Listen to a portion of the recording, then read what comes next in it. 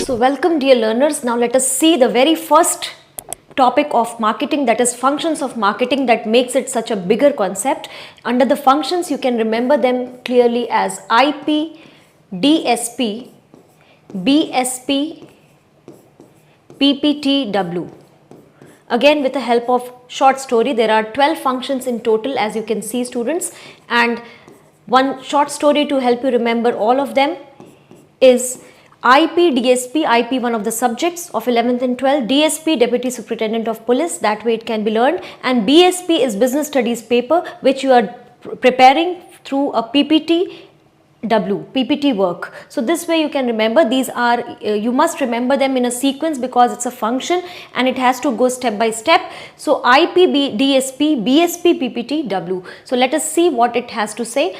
Now the first function is I means collecting the information regarding the market. It is very important concept, that analyzing and gathering information from the market, because on the basis of this particular information only the customer database will be created and the decisions will be taken so as to which product or which service has to be launched into the market. So it is a very first and the foremost step in the function of marketing. Now the second being the market planning. This is standing for with letter P.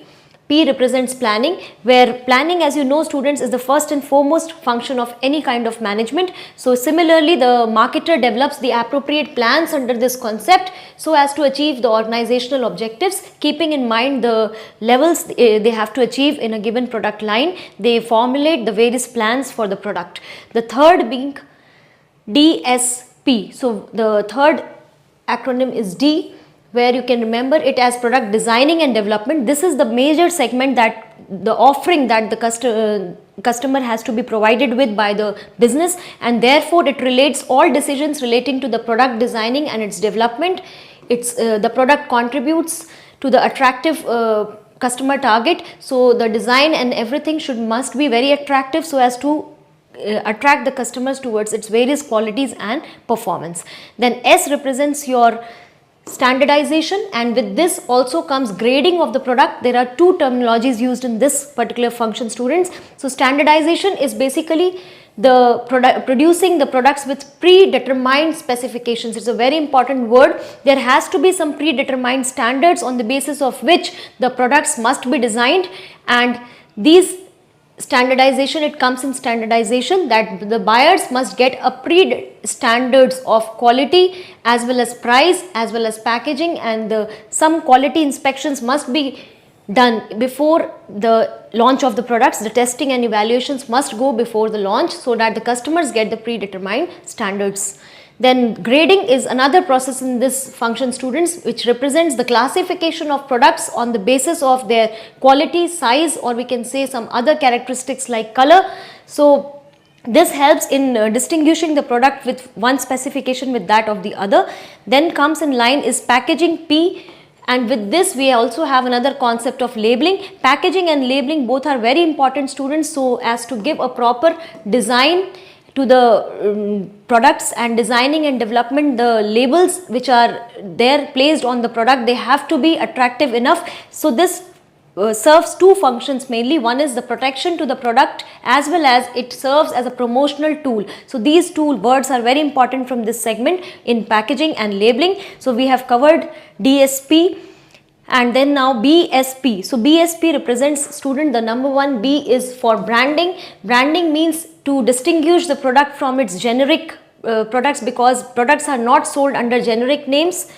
So to avoid this generic name and bring a product differentiation into place, the brand names are fixed, which are legally protected by the companies, and the names with which they are sold. So the brand can be a name, it can be a symbol, it can be a letter, or it can be something to distinguish the products from those available of that of competitors in the market. Now S standing for support services students. Support services means the marketer needs to provide the customers with appropriate services like after sales and handling customer complaints and procuring the credit services also, and sometimes maintaining the products technical product specifically, and also containing some customer information so as to form a clear-cut database. So all this comes under support services. And the next in line is another P. So till now students, we have discussed 7 points in total, and all these points, mind you, that they are connected with the very first P of marketing mix, that is product, because till now we have all been talking about the development of the product, its creation, its design, its brand name, then standardization, grading, labeling, packaging. So it was all related with the production of the product. Now in the next segment from point number 8 to 12, it is talking about the other 4 P's of the marketing mix. So in that in line, next is pricing. Pricing is nothing but the value that is attached to the product, and the price represents the amount of money that customers will have to pay in order to obtain that product or a service. So this is the value basically attached to the product, and there are various factors to be considered before formulating the price or taking up the pricing decision, which is very important again from the exam point of view as well. So we will come to this later, objectives of the pricing, then strategies, and the, how the pricing of a product is done. We will come to great detail on this topic.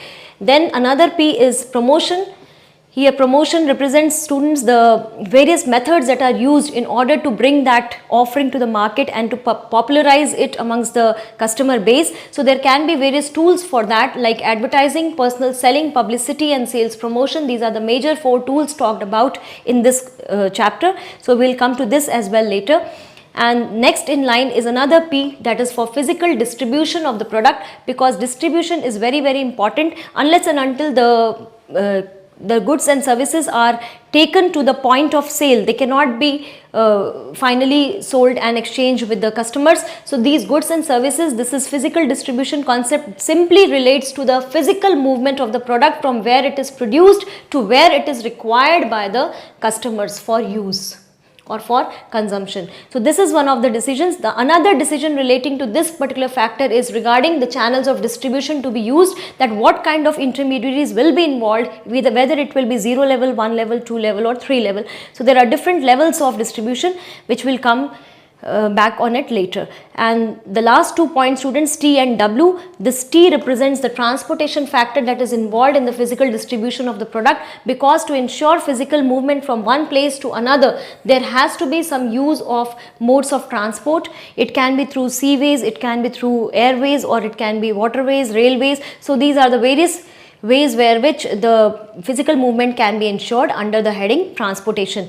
The last point being W, that represents the warehousing factor or the storage factor. This is very important role to play, because there is always a time gap between the demand and the supply of the product. So in the production and the ultimate sale or use has to be matched up by bridging this time gap through the use of the concept called warehousing, where the goods are protected and kept for a due course of time till it is finally sold to the customer. So I think the functions of marketing are all clear. There are 12 points to remember: IP, DSP, BSP, PPT, W. Thank you.